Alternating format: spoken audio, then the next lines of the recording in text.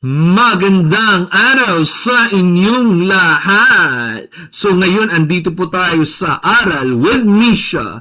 So ngayon, Quarter 1, Week 3, yung ating lesson for this video. So, pag-usapan po natin yung more on interior and exterior angles. So, more on problem solving po tayo. So, grade 7 math po ito. Okay? So, konting review lang sa napanood natin and from the previous lessons.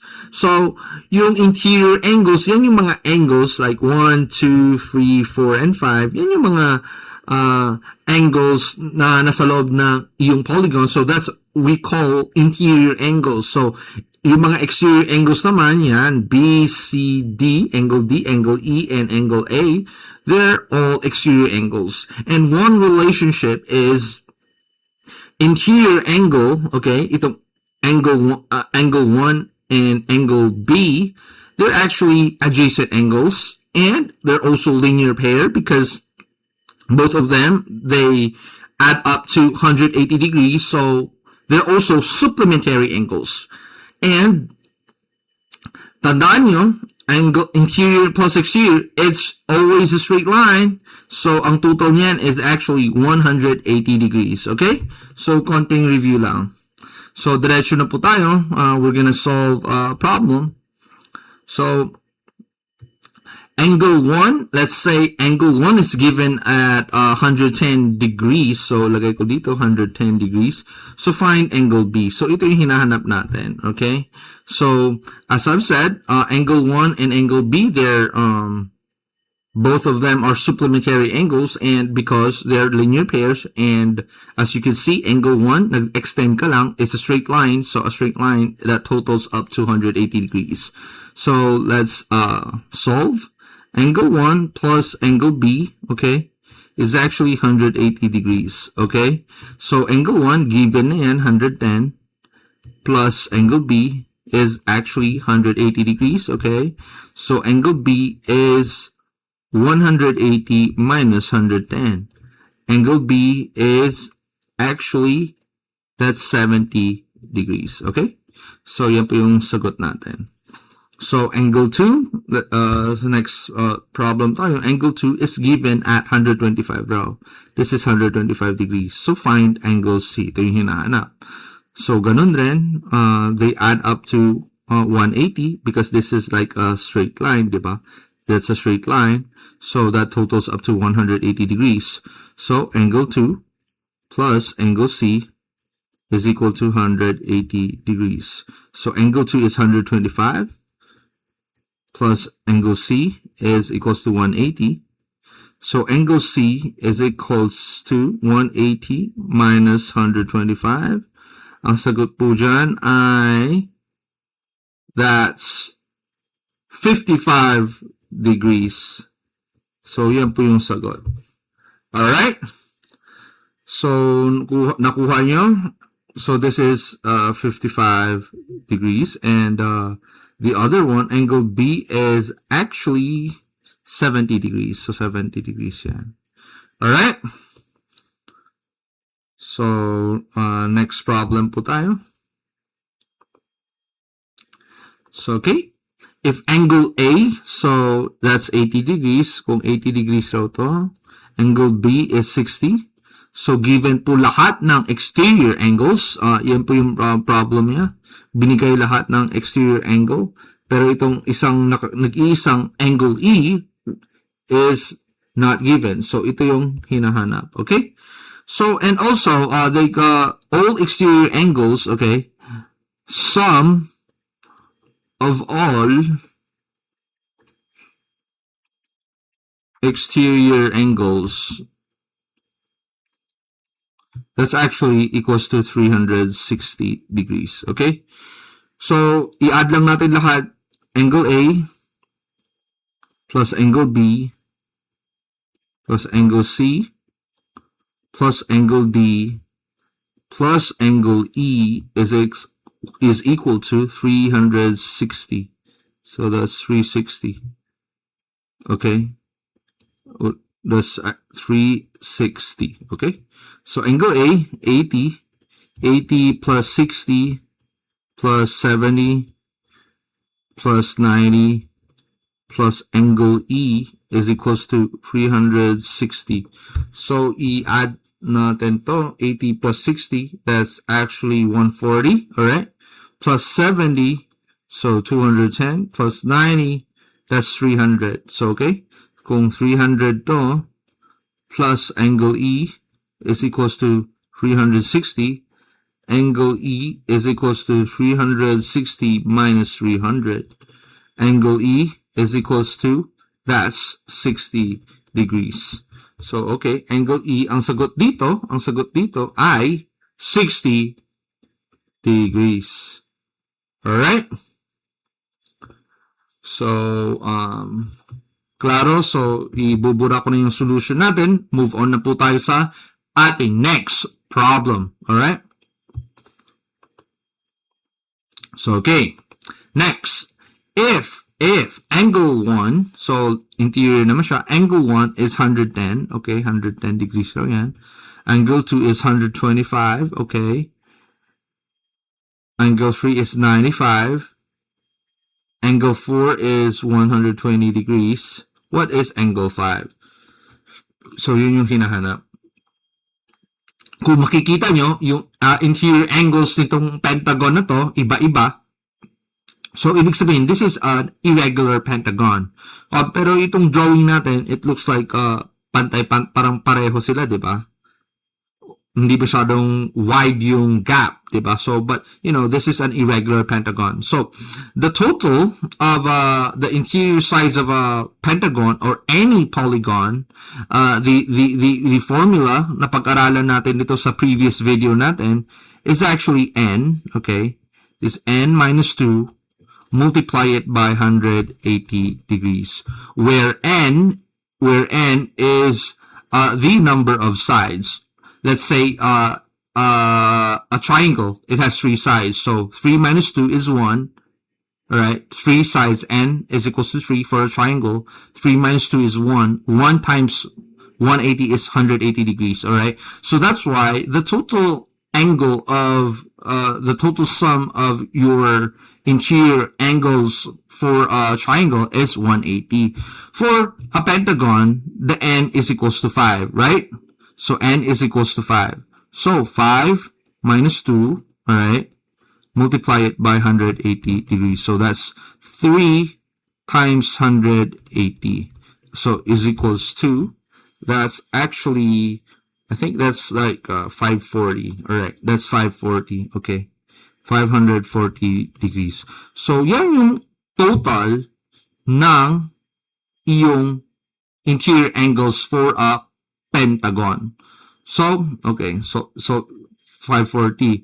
So, ang gagawin mo lang, okay, burahin ko lang to ha. So, alam naman natin na 540 yung total. So, 540 degrees is equals to lahat ng angle 1, 2, 3, 4, alright? Angle 1 plus angle 2 plus angle 3 plus angle 4 plus angle 5. So 540 is equals to angle 1, that's given at 110, 110 plus 125 plus 95 plus 120 plus angle 5, okay? So, 540 degrees is equals to, so i-add lang natin lahat yan, okay? 110, that's 235 plus 95, that's 330 plus 120, that's actually 450, okay? 450 degrees plus angle 5. So, angle 5 is actually equal to 540 degrees minus 450 degrees. Angle 5 is actually equal to, that's 90 degrees, okay? Ang sagot yan, 90 degrees. So this one, alright, is equal to 90 degrees. Alright? So, kuha nyo. So, yung mga lessons natin is actually accumulation of the previous lessons. So, kung hindi nyo master or na talagang nakuha nyo, gets nyo yung mga previous lesson, so hindi nyo masosolve tong succeeding lessons natin. Because like itong Pentagon, you wouldn't know the formula n minus 2 times 180, diba? So, ayun. Alright? So, burahin ko na. Let's move on. So, okay. Ito yung next problem natin. Alright. Yung nandito, dito na mag-a-apply yung mga vertical angles na napag-aralan natin dati. Like 7 and 5, they're actually vertical angles, okay? And 2 and 1, they're linear pair. 3 and 4, 2, 7 and 6, they're also linear pair. So 180 yung total niyan. But 5 and 7, they're vertical angles. That means angle 7 is actually is equal to angle 5. Okay? So, problem. Angle 3 is 65 degrees. This is 65 degrees now. Find angle 4. So, find this one.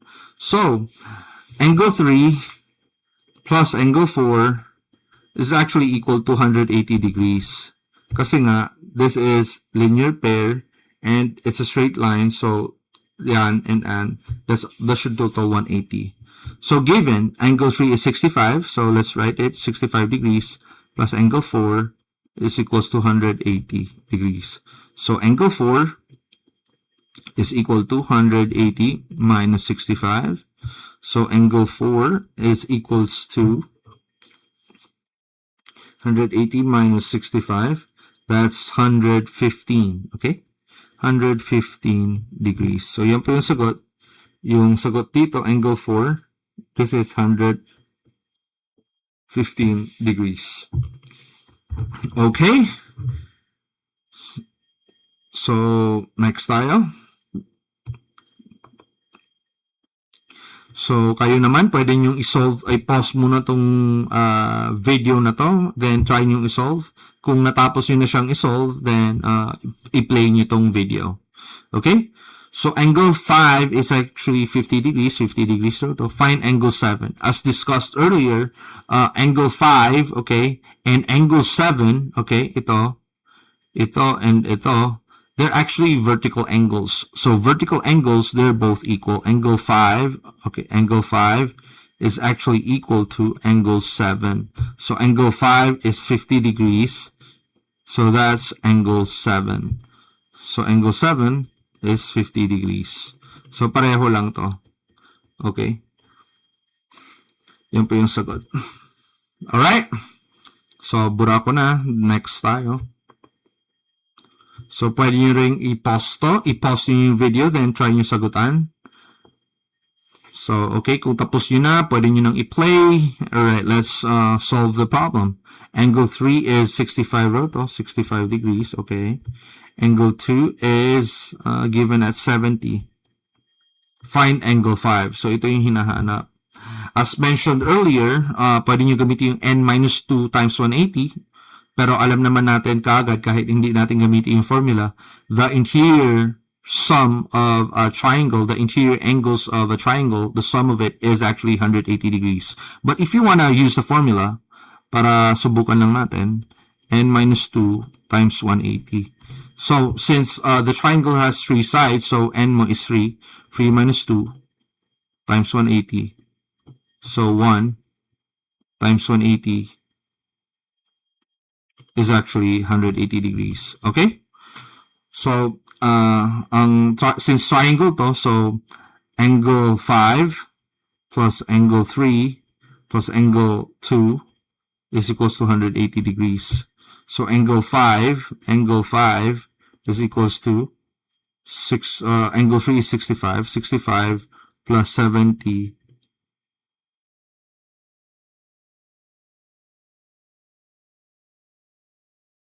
Teka, 180, di ba? So, dapat, ito is plus to, I'm sorry. Is equals to 180. Yung tatlo is 180. So, angle 5 plus 65 plus 70. Ilan yan? 65 plus 70. That's 135. So, that's plus 135 degrees is equals to 180. Okay? So, angle 5 is equal to 180 minus 35. Okay, so that's actually 45 degrees. So, right?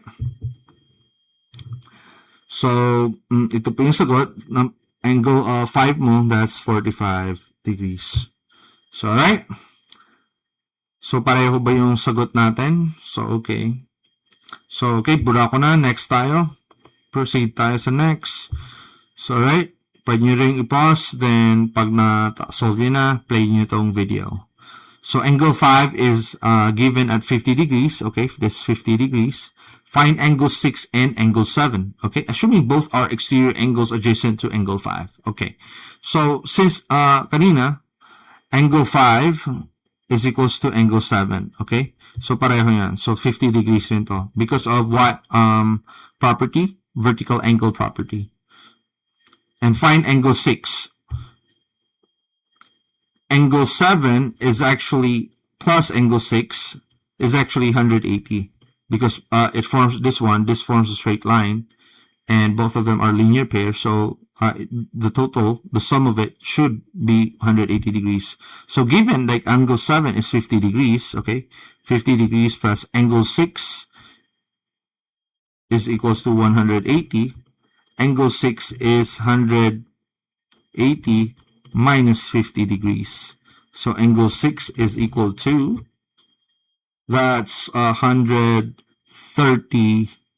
degrees. That's 130 degrees. Okay? This is 130. So tapos na po natin, na-solve na po natin yung problem na ito. Okay? So simpleng-simple kung alam nyo yung types of angle properties, yung mga properties na yun, vertical angles, linear pair, and adjacent angles. So, okay. So, alright, next problem po tayo. Okay, kung bakit yung malaman na n-2 multiplied by 180, ito yung isang diagram na makikita nyo, like a pentagon, how many triangles can it make? So, ito, isa. So, ito yung 1, okay, 1, 2, and 3. Kaya, 180 times 3. Kaya nga naabot tayo sa isang formula na n minus 2, then multiply it by 180. So, ito yung number of sides of a polygon minus 2. Yan yung total of your interior angles. So, ito, makikita lang natin na isang regular polygon or anong polygon yan, kahit irregular, ang total interior angles niya is n minus 2 times 180. So, ilang triangles yung ma-form mo? Like ito, 180, isa, dalawa, tatlo. Kaya, 180 times 3. So, 540. Kung gagamitin mo yung formula, this is also based to this one. So, 5 minus 2, 5, 1, 2, 3, 4, 5, 5. So, 5 minus 2 is 3. So, pinapakita lang dito sa diagram na ito kung bakit na ganyan. Dahil, like, you create as much as how many triangles like you can make. Pero itong hexagon, as you can see, isang triangle, ito isang triangle rin yan. This is supposed to be 180. 180 lahat yan 180. Kaya 180 times 4, 720. Alright? So, next tayo. So, sum of interior angles of a polygon. So, may problem. Pwede nyo i-pause muna ang video, then pag tapos nyo na, then play. Right? Find the missing angle. So, ito yung hinahanap natin. Assuming like this is a right angle, this one, this is 90 degrees. That's actually 90. So, how many sides does this polygon have? 1, 2, 3, 4, and 5. So, ang total niyan, we use the formula, n minus 2, okay, multiply it by 180 degrees. So, 1, 2, 3, 4, 5, that's a pentagon. So, 5 minus 2, 5 minus 2, multiply it by 180, that's 3 times 5, 180, that's actually 540 degrees. So, yan po yung total lahat. So, i-total mo yung lahat ng angles, like this one, angle 1, angle 2, 3, 4, and 5. Okay? Ito total mo yan. So, lagay na natin dito, 106 degrees plus 125 degrees plus 115 degrees plus 90. And this one is your angle 5 plus angle 5 is equals to 540. So, total ho natin lahat ng mga angles, okay? 106 plus 125, alright? Plus 115 equal, plus 90, that's 436. 436 degrees plus angle 5 is equals to 540. So, angle 5 is actually 540 minus 436. Alright? So, angle 5 is equals to, that's 104. 104 degrees. So, ang sagot, for this particular angle, that's 104 degrees.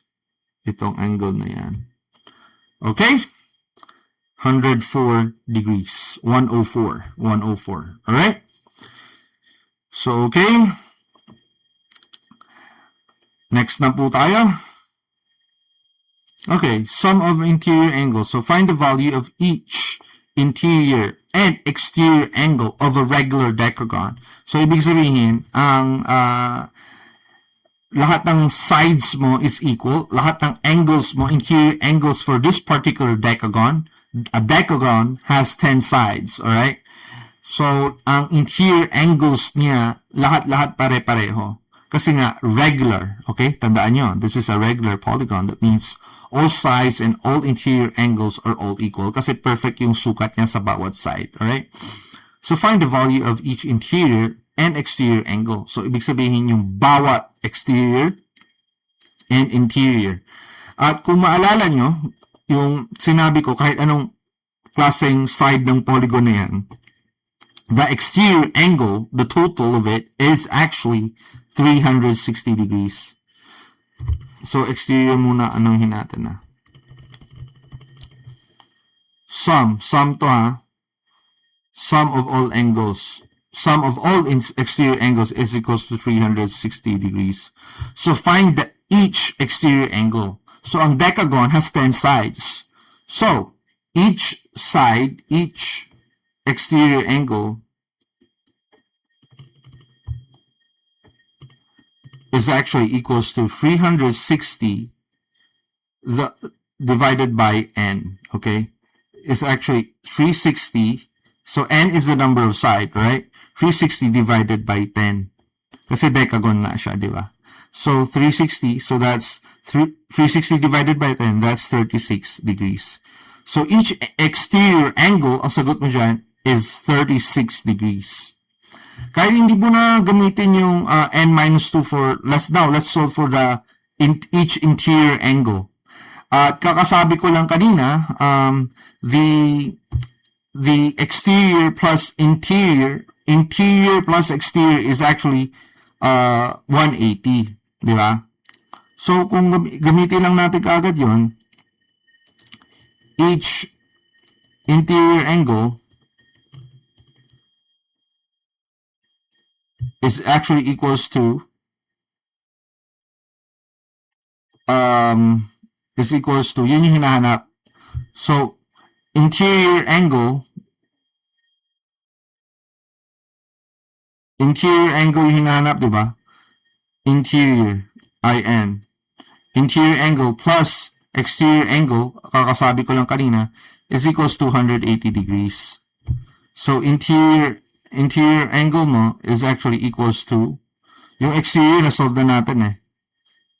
Diba? 36 degrees. So, 180 minus yung exterior angle mo, which is 36.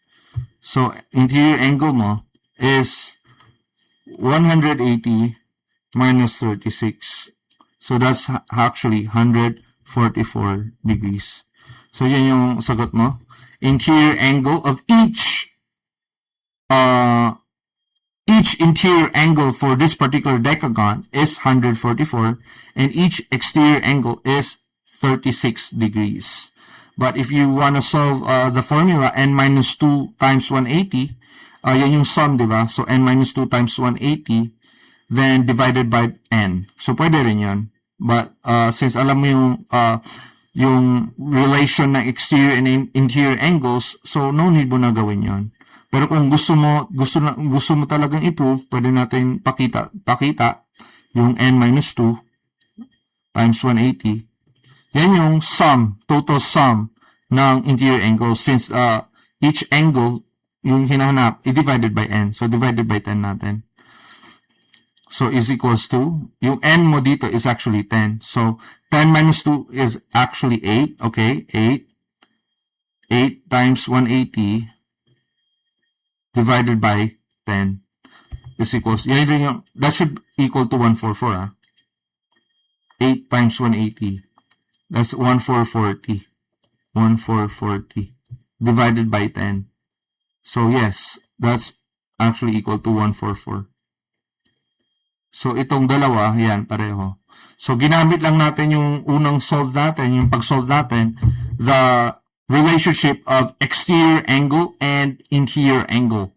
And also, yung total lahat ng sum ng exterior angles of regardless of the side of a polygon is 360. Okay? Gets? Kuha nyo? So, ibubura ko na ha. Okay, so tapos na po yung ating lesson for this particular video. So, sa mga hindi pa po nakapag-subscribe, subscribe na po kayo. And if nagustuhan nyo itong video na ito, marami po kayong natutunan, paki-like lang po as a support for our channel. So, hanggang sa muli, see you guys next time and maraming salamat po.